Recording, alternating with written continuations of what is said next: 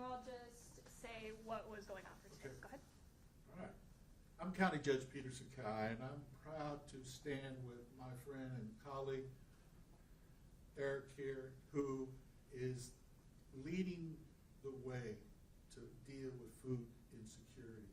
Today was a food security summit of high-level stakeholders who were all involved with trying to provide food for the people most in need. We're dealing with cuts to SNAP, food stamps. We're dealing with cuts to healthcare access. We're dealing with housing insecurity. People are hungry right now. As county judge, I wanted to bring everybody together to start to communicate, to start to collaborate, to start to coordinate, to develop high-level strategies to provide the connectivity, and to then have immediate short terms. And Eric Cooper was valuable with his expertise in regards to process. And so this is just the start of a conversation, and I'll let Eric fill in the rest of the story for today. Well, our county judge convened a table where stakeholders across multi-sections of our economy and community were able to really talk about what binds us all, and that's food, nourishment. With the government shutdown, we saw unprecedented demand and the number of folks coming to get food.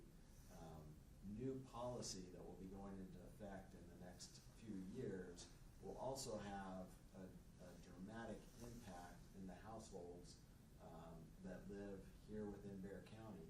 And so working today to solve those potential problems of the future to make sure that people get nourished. We focus today as a food security conference because we want our residents to be secure in knowing where their food's coming from. We want them to be secure in their housing and being able to afford rent. We want them to be secure in their path of education and opportunity for employment. And so there was a lot of conversations around how multi-sector collaboration can occur and how we might move from maybe silos of industry into a more collective community response strategy. Yes, today was Bexar County leading the way in order to develop public-private partnerships. Bexar County and local government is not going to be able to sustain this on any long term. So we're going to need our federal government, our state government, our local governments to lock in arms to deal with food insecurity. But we have many, many other issues, as I learned today, that connect to food insecurity. Housing insecurity, healthcare access insecurity, all come together for the wellness and the physical well-being of all our citizens. And today was the start of a conversation as how do we partner for the immediate term, for the intermediate term, and for the long term. How can we make sure that people aren't going hungry? Yeah, those three areas of government at all levels, whether local, city, county, state, or federal, doing what they can, the nonprofit sector doing what we can, but the for-profit sector, businesses doing what they can. Ultimately, hunger isn't a food issue, it's an income issue.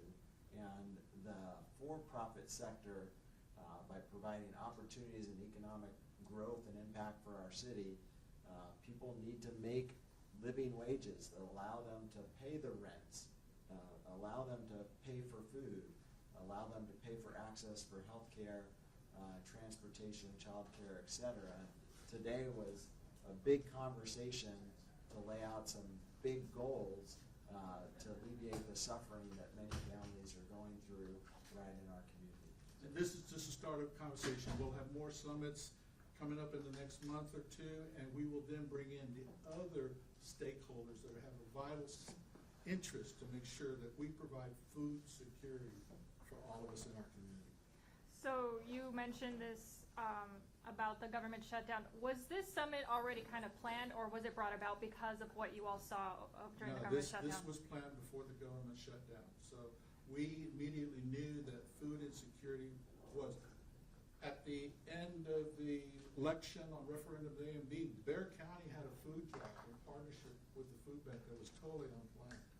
but it was very timely in light of the shutdown of the government that we had nearly 500 families come in. And I was at the food line 7 a.m. in the morning following that election to hand out food. People were in tears as they received their food. So we know that we have a dire need in our community that we need to address. So then, can you talk again about how important it is to have county leadership or city leadership, you all working together to solve this issue rather than working separately? Correct. It's all about collaboration.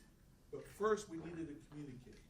And then we've got to come up with an action plan, and that's the long-term goals of this summit, is to have an action plan so that everybody knows what everybody's doing.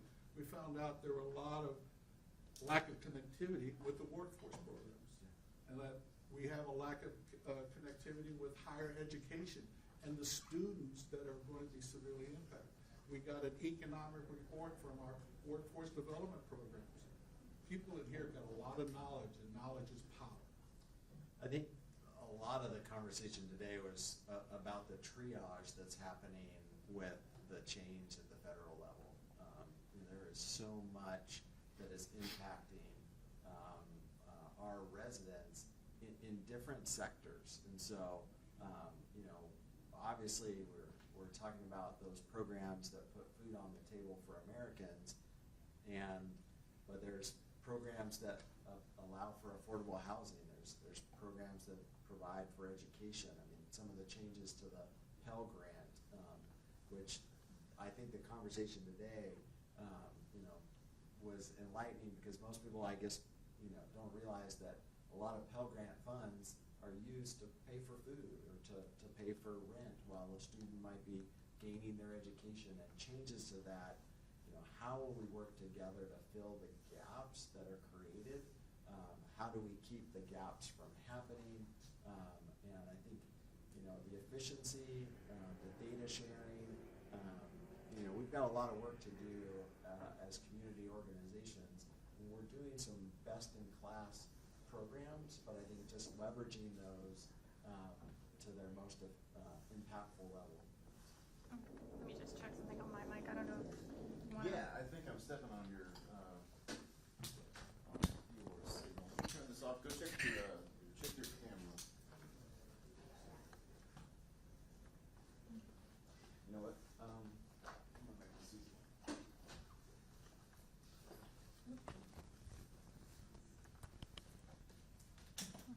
Go hardwire. I know, right? Hello, hello, hello. Sometimes that's the easiest way. Yeah, I was like, at least it's on and it's working now. Yeah, that makes sense.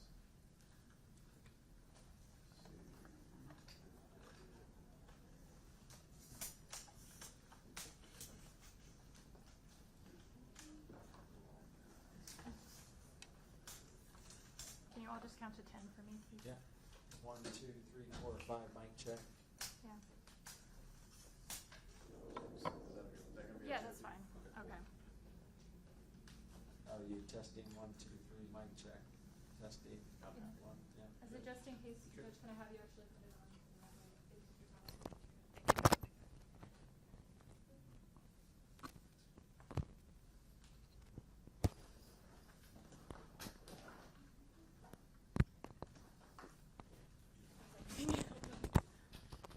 These are tricky sometimes. All right. Next question. You guys okay? Do you have any other questions? I mean, you probably. Okay. You want to finish up, and I'll ask. Yeah. So obviously, it was a long conversation. There's a lot of steps to move forward. But what is the first step you all are going to take? Like, what's part A, I guess? Well, we're going to capture all the information that we received from the high-level stakeholders meeting today on food security. Then we're going to compile that. We had a survey that we already put out, so we know what the high-level stakeholder discussion is going to be, but we want to get a narrower focus to make sure that we are on the right path of an action plan. But I think the basic strategy is connectivity, it's communication, and then coming up with an action plan. And another big issue, or another big information that Eric provided, was Feeding America, a national organization. Vince Hall, I believe, gave us a report of what it looks like at the federal level. And we just need to be prepared for the tremendous impact that these cuts are going to have in our community.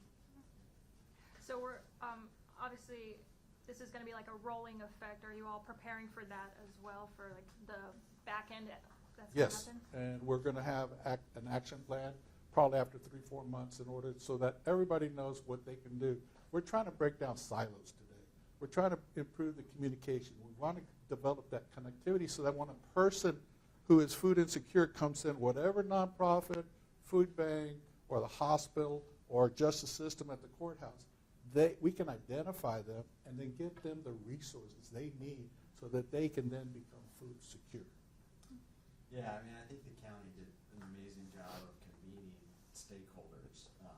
The county has resources around public health, around housing, utility assistance, economic development, bringing their leadership and then sector leadership to have a discussion of the commonality of food, but it impacts so many areas of our lives, whether our health and well-being, our mental health, our ability to focus in a classroom, all of those variables. And I think there's a lot of work to be done. This is just the on-ramping of this journey. But I think we try to be very holistic and deliberate, getting feedback. I think we're identifying who's not at the table, who needs to be a part of this conversation. But I think the overall message is that no one person or organization can solve hunger, that could create a secure community. I think we need everybody leaning in, and it was exciting to see how many partners were leaning in today. It was truly exciting. Okay, sir. I can ask. I mean, that might be questions you already asked. But, so, what kicked off this event? What caused y'all to decide, let's go ahead and convene? As county judge, I identified from the fact that we were looking at a possible shutdown before we did do the shutdown. I also knew well in advance that we were having cuts in regards to the federal bill that was passed, the budget bill, that we were going to have cuts to SNAP, which is also food stamps. We were going to have cuts to affordable care subsidies, which will limit access to health care. We know that housing insecurity is a big issue. There are people being evicted for, as you call it, episodic issues, car repair, loss of job, death in a family. Those things affect people on a real-time basis. And so we need to be prepared as Bexar County. How do we help provide the support? But Bexar County does not have an unlimited budget. We have to live within our means, and we have to balance our budget every year. But we do need to dedicate resources to those people that are most in need, and we need to do it in a public-private partnership, especially with a nonprofit such as the food bank. I'll ask this question. I was asked, this golden goose question. How important is the partnerships in order to accomplish your goals? It's the only way things get resolved. Bexar County cannot do it by itself. Food bank can't do it by itself. We partner up, and we leverage our limited funds and resources. So I get you got anything you want to add? No, just that, I mean, look, the San Antonio Food Bank has a demonstrated track record of efficiencies, right?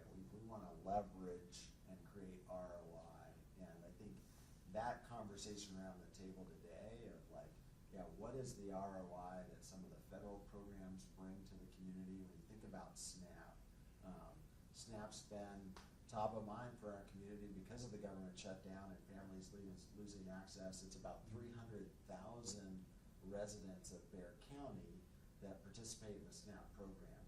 But they get food on their table because of the program, but farmers, growers, food manufacturers, grocery retailers, all are supported because of SNAP.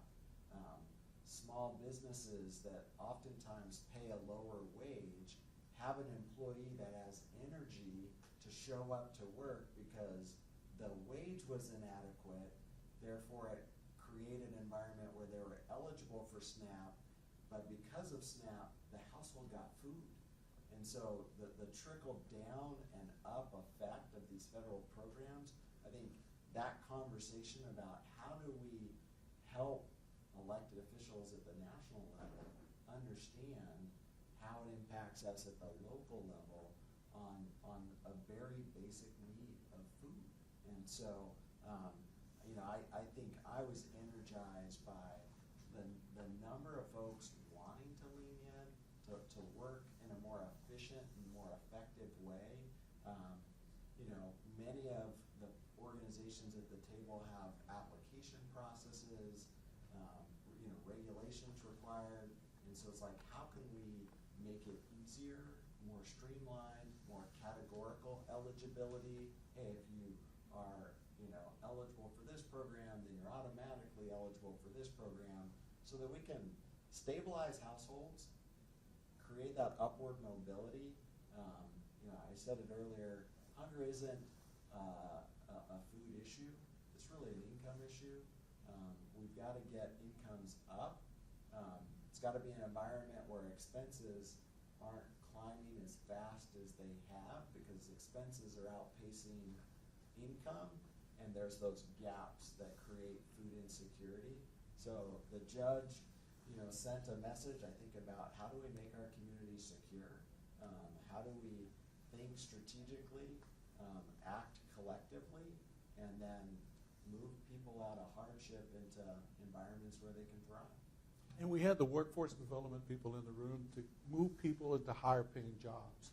And that's the key, is as people are at the bottom of the economic level, so to speak, that we show them that there is a path with either continuing education or workforce programs, such as advanced manufacturing training jobs that are coming to Bexar County with the industries that are coming down on the south side. So we do have an exciting time, but we're going to have to bring it all together. And that's what this summit was all about today. Yeah, we know we're going to continue to feed the line, and no matter how long that line is or why people are in that line. But today's conversation was about, how do we shorten that line? What are the things we need to be doing to get people out? And so I think, a lot of work needs to be done, and there's a lot of stakeholders wanting to do that work, and I think our community is going to be better because of it. Anything else, guys? All right, thank you. Yeah, cool. Thank you very much. Thank you.